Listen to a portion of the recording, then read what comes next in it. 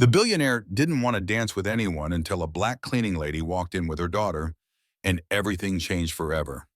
What is this nonsense? How dare this woman bring a child to the most exclusive ball in New York? Victoria Sterling's voice cut through the air of the Golden Ballroom. Her eyes were fixed on Serena Blake, 32, who had just entered the grand ballroom of the Astor Hotel with her 8-year-old daughter, Luna. Serena shouldn't have been there. As a hotel maid, her shift had ended at 6 p.m., 2 hours before the event began. But Luna had forgotten her favorite doll in the women's dressing room and was crying so hard that Serena had no choice but to go back for it. Victoria raised her gloved hand, her diamonds catching the light from the chandelier. "Security! We have intruders!" The Sterling's annual charity ball brought together the elite of Manhattan, with tickets costing $50,000 per person. Serena's simple navy blue uniform contrasted sharply with the ball gowns that cost more than her annual salary. "Mommy, why is that lady screaming?" Luna whispered, clutching her doll. Serena murmured, "Calm down, sweetheart. Let's just get your things and leave." But two security guards were already blocking their exit. Across the hall, Ethan Sterling, the 35-year-old billionaire heir, watched the scene. He was used to the social dramas his mother created, but there was something about the woman's dignity and the child's innocent confusion that bothered him. Victoria approached her son with a venomous smile. "Ethan, dear, look at this embarrassing situation. These people have no boundaries." Serena held her head high as cruel whispers spread through that room. She knew this kind of humiliation well. She had grown up as the only black child in elite schools on scholarships and knew exactly how this story would end. The security guard approached. "Ma'am, I need to ask you to leave." Serena replied with supernatural calm. "Of course, I just came to get something my daughter forgot." Victoria laughed cruelly. "How convenient, just when the richest men in New York are gathered here." That's when Luna, with the brutal honesty of an 8-year-old, looked directly at Victoria and asked, "Why are you so mean to my mom? She works really hard to take care of me." A deafening silence followed. Victoria paled. Ethan watched Serena kneel to her daughter's level, whispering something that made Luna smile. There was a natural grace in that movement, an elegance that no amount of money could buy. "Do you guys know how to dance?" Luna asked innocently to the room. "My mom dances beautifully. She taught me classical ballet by watching videos on YouTube." Ethan found himself walking toward them before he even realized it. Victoria tried to hold him back by his arm, but he completely ignored her. "May I have this dance?" he asked Serena, extending his hand. The entire room froze. The most coveted billionaire in Manhattan was asking the black cleaning lady to dance. Serena looked at his outstretched hand as if it were a trap, but Luna whispered, "Go, Mom. Show them how beautifully you dance." And so Serena took Ethan's hand. The moment the music began, she revealed a classical dance technique that left everyone speechless. She moved like a professional ballerina with an elegance that made Victoria realize she had completely underestimated the person she was trying to humiliate. But what no one in the ballroom knew was that this dance was just the first step in something much bigger that was about to change the world of these privileged people forever. The music stopped, but the echo of the perfect dance still reverberated through the hall. Serena had moved with such impeccable classical technique that even the professional musicians were speechless. When she and Ethan parted, 200 people remained in absolute silence. "Impossible," Victoria whispered. Where would a person like her learn to dance like that?" Luna ran to her mother, beaming. "Mom, everyone saw how amazing you are." Serena hugged her daughter, her eyes fixed on Victoria. She recognized the same look that had destroyed her dreams 15 years ago. "Ethan," Victoria pulled her son away, "I need to talk to you now." But Ethan couldn't take his eyes off Serena. "You dance like a professional. Where did you study?" The question hit Serena like a shot. "A long time ago," she replied simply. Victoria stepped closer, her eyes narrowing. "Because I'm sure it would have been impossible for someone in your position to have access to classical ballet training." It was then that Grant Maxwell, a renowned dance critic, approached the group. He had watched the performance in disbelief. "Excuse me," he said, studying Serena's face, "but that technique, I recognize that style. It's from the Royal Ballet School. I only know one person who danced exactly like that. Is it in a what? Wait, guess the word. Kesha Richardson died in a car accident 15 years ago. The name hit the room like a bomb. Victoria paled and Ethan looked confused. But some of the older guests began to whisper.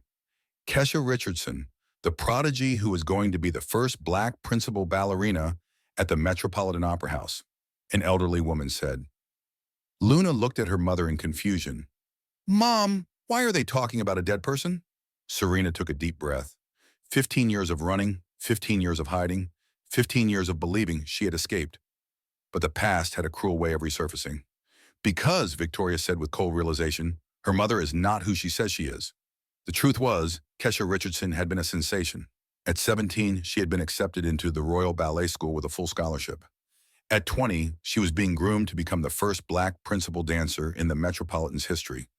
Her future was golden until the night Victoria Sterling showed up in her dressing room. You have talent, Victoria had said that distant night. But talent isn't enough. This world has rules, and one of them is that certain doors don't open for certain people. Kesha had laughed in her face. My talent speaks louder than your prejudices. Victoria replied with a cold smile. We'll see. A week later, fake intimate photos of Kesha circulated in the media. Accusations of drug involvement appeared out of nowhere.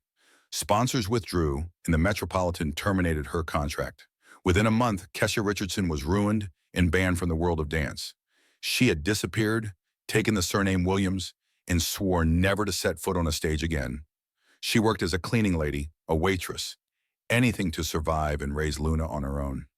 So, Victoria said now, her voice dripping with venom, the famous Kesha Richardson. What a coincidence that you would show up here at the ball of the family that helped you so much in the past.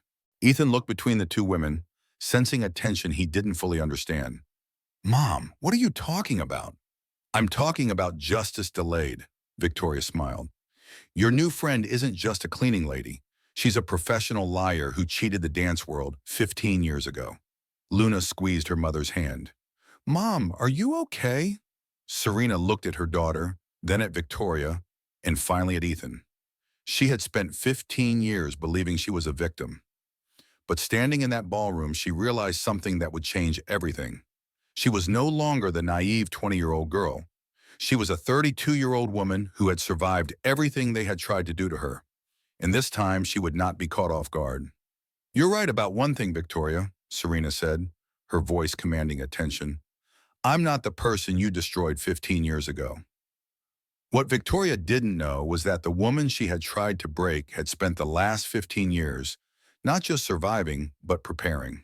And now, back in the world that had rejected her, Serena was about to prove that some people don't just survive a fall. They use the experience to fly even higher. In the 3 days following the dance, Victoria Sterling worked with relentless efficiency, activating her network like a spider spinning a deadly web. Dr. Vance, she said into the phone to Luna's school principal, I'm concerned about a situation involving one of your students, Luna Williams. I have information that her mother may be involved in some questionable activities. Across town, Serena was in her small apartment, but she wasn't crying or hiding. She sat at the kitchen table with icy determination, doing something she had sworn never to do again, using the skills she had developed over 15 years of survival. Luna played in the living room, oblivious to the storm brewing. Mommy, why are you looking through those old papers? Just organizing some things, sweetheart, Serena replied, carefully studying documents she had kept for years. Birth certificates, proof of residence, but mostly detailed medical records and photos that told a very different story from the one Victoria had spread. The phone rang. It was Dr. Eleanor Vance. Mrs. Williams, some influential parents are questioning whether Luna should continue at our institution, considering certain allegations about her past. Serena took a deep breath. 15 years ago, this call would have destroyed her. Now she just smiled coldly. Dr. Vance, I understand completely. How about we schedule a meeting? I have some information that may clarify these allegations. After hanging up, Serena pulled out a yellowed business card. Leo Hayes, private investigator and reputation recovery specialist. He had given her that card 5 years ago when he discovered she was the missing Kesha Richardson. Leo had been an investigative journalist who specialized in cases where powerful people destroyed innocent lives. When he met Serena, he offered his help free of charge, but she had refused, not yet ready to face the past. "Leo," she said when he answered, "it's Serena, Kesha Richardson. I think it's time to accept your help." 2 hours later, Leo was sitting in Serena's kitchen, his eyes shining. "Serena, I never stopped investigating your case," he said, opening a thick folder. "Victoria Sterling didn't just destroy you. I found at least 6 other talented women whose careers were ruined by her over the last 20 years. He spread photos and documents across the table. A classical pianist, an opera soprano, 2 actresses, a sculptor, and a writer. All were Black or Latina. All had promising careers, and all were destroyed by the same pattern of fake photos and planted accusations. Luna approached the table. "Mom, what are those photos?" "These are stories of brave people, my love," Serena replied. "People who have been hurt, but who may one day see justice done," Leo added. But here's the interesting part. Victoria doesn't act alone. She uses a public relations firm that specializes in destroying people who threaten the established order. Serena studied the documents with the same intensity she used to analyze musical scores. "And you have proof of this?" "I have financial trails, leaked emails, and recordings. But I need something more. I need her to expose herself completely." It was then that Serena smiled for the first time in days. Not a smile of joy, but the icy smile of someone who finally saw the whole picture. "Leo, what if I told you that Victoria Sterling is going to try to destroy me again in the next few days? What if I told you that this time, instead of running away, I'm going to let her get very close to success? That would be dangerous if she manages to plan a convincing story." "She won't," Serena interrupted, her voice full of confidence. "Because this time, I'm not the 20-year-old girl who believed that the talent was enough. Now I know exactly how she operates." Serena showed him a WhatsApp conversation from a group of former employees of the Astor Hotel. "Victoria thinks I'm just a scared cleaning lady. She has no idea that for the past 15 years, I wasn't just surviving. I was studying." The group included waiters, security guards, receptionists, invisible people who saw everything. "Do you know the advantage of being invisible to people like Victoria?" Serena asked rhetorically. "They do everything in front of you, thinking you don't exist. For 15 years, I cleaned offices, emptied trash cans, and organized documents they left lying around carelessly." Leo began to understand. "You collected information. I documented everything. Every suspicious conversation I overheard, every compromising document I saw, every email they printed and threw away without shredding it. Victoria Sterling thinks she's hunting easy prey." Serena stood up and removed an old shoebox from a closet. Inside were flash drives, photos, printed documents, and recordings. "But the truth is," she continued, her eyes shining, "she's been hunted for years and doesn't even know it." Luna watched her mother with admiration. "Mom, are you like a secret detective?" "Something like that, sweetheart. Sometimes when powerful people hurt others, someone has to collect evidence to show the truth." Leo picked up one of the flash drives. "Serena, if this is what I think it is, it's exactly what you think it is. Victoria Sterling is about to discover that underestimating a woman who survived 15 years of forced invisibility was the biggest mistake of her life." The next morning, Victoria Sterling woke up with a sense of impending victory. She had spent the night coordinating a final blow against Serena, a planted story in a leading newspaper alleging that the fake ballerina was emotionally exploiting a naive billionaire for money. But when the phone rang, the voice on the other end was tense. "Mrs. Sterling, we have a problem. Someone leaked information about our agreement, and there's something else. Compromising documents about other women you helped remove from certain positions." Victoria felt a chill. "What kind of documents?" "Bank transfers, recordings, emails. It's all in the hands of the Times. The story's out in 2 hours." Across town, Serena was in Leo Hayes' apartment, surrounded by journalists, civil rights activists, and lawyers. She was no longer the frightened cleaning lady. She was the center of a meticulously planned operation. "Ladies and gentlemen," Leo announced, "I present to you not only Serena Blake, one of the most talented classical ballerinas of her generation, but also the woman who has systematically documented 15 years of abuse of power by the Sterling family. Ethan arrived at Serena's apartment just as the journalist began broadcasting live. He had received an urgent message from her. "If you want to know the truth about your mother, come now." "Serena, what's going on?" he asked, seeing the cameras. "You're about to find out who your mother really is." "Yeah," she replied, handing him a tablet. "And why she destroyed not only my life, but the lives of at least 6 other talented women over the past 20 years. Recordings of Victoria instructing journalists to plant false stories appeared on the screen, along with bank transfers and emails detailing how to remove undesirable elements from the New York cultural scene. Ethan watched in horror as a recording of his mother played. These people need to understand their place. When they try to rise above their station, someone needs to remind them of reality. "My God," he whispered. "She really did it." Luna was at school, shielded from the media storm her mother had orchestrated. Serena had ensured her daughter was safe before detonating the bomb that would destroy the Sterling Empire. At the Astor Hotel, Victoria was in her presidential suite when she heard her own voice broadcast nationally. "A person like her should never have access to our world. It's a matter of maintaining the natural order of things." She tried to call her lawyers, but the line was jammed. Her friends had already switched sides. In a matter of hours, Victoria Sterling went from respected matriarch to social pariah. The phone rang. It was Ethan. "Mom, you need to explain these recordings." "Ethan, dear, you don't understand. I did this to protect our family, our legacy." "You did it out of pure cruelty," he interrupted, his voice cold. "And now you have to face the consequences." On social media, the hashtag Justice for Kesha became a worldwide trend. Videos of her dancing at the ball circulated with millions of views. The contrast between her grace and Victoria's cruelty captured the public imagination. Leo Hayes appeared on television with a folder of evidence. Victoria Sterling used her influence to systematically destroy the careers of talented women, especially Black and Latina women, who threatened what she considered the natural order of the arts in New York.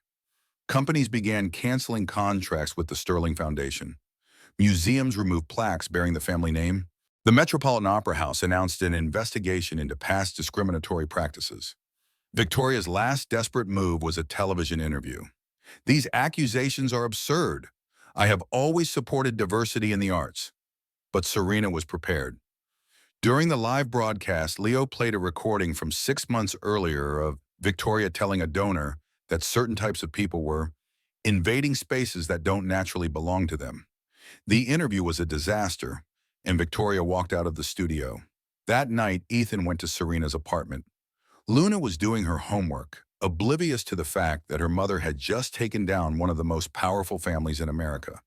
"Serena," Ethan said, "I need to apologize for my mother, for my family, for everything you've been through." "You don't need to apologize for someone else's crimes," she replied, "but you do need to decide what kind of man you want to be from now on." Luna looked at them. "Mom, why are there so many people talking about you on television?" "Because sometimes, sweetheart, when powerful people hurt other people, someone has to tell the truth. And today was our day to tell the truth." Across town, Victoria was alone in her mansion. Employees had quit. Friends had stopped answering her calls, and the foundation's board had voted for her immediate removal. She realized she had completely underestimated Serena Williams. The woman she had considered nothing more than a frightened cleaning lady had spent 15 years gathering evidence and building a network of allies that was now destroying her completely. Victoria picked up the phone to try one last call to Ethan, but he didn't answer. For 15 years, she had used her power to silence voices she deemed inappropriate. Now her own voice was being silenced by the weight of her actions. 6 months later, Serena stood on stage at Lincoln Center, not as a cleaning lady, but as the artistic director of New York's first inclusive ballet school. Funding had come from public donations and an unexpected source, Ethan Sterling. Luna, now 9, danced in the front row of her class, surrounded by children of all backgrounds. "Mom," she whispered before the performance, "you turned your pain into something beautiful." Victoria Sterling, on the other hand, now lived in a small apartment in Queens. Her old friends shunned her, and she spent her days watching the growing success of the woman she had tried to destroy on television. Ethan had taken control of the family business, redirecting the sterling fortune to social and arts programs. His first donation of $10 million went to Serena's school. "Why are you doing this?" Victoria asked during one of the rare visits he still made. "Because I've learned that our legacy should not be about who we exclude, but about who we include," he replied. Leo Hayes published a bestseller about the case titled The Dance of Justice, and Serena used the royalties to expand her school to other cities. In a CNN interview, she was asked about forgiveness. "I forgave Victoria, not for her, but for me. Holding on to anger would be like drinking poison and waiting for her to die. But that doesn't mean the consequences of her actions should disappear." Today, Serena's school trains more than 500 children.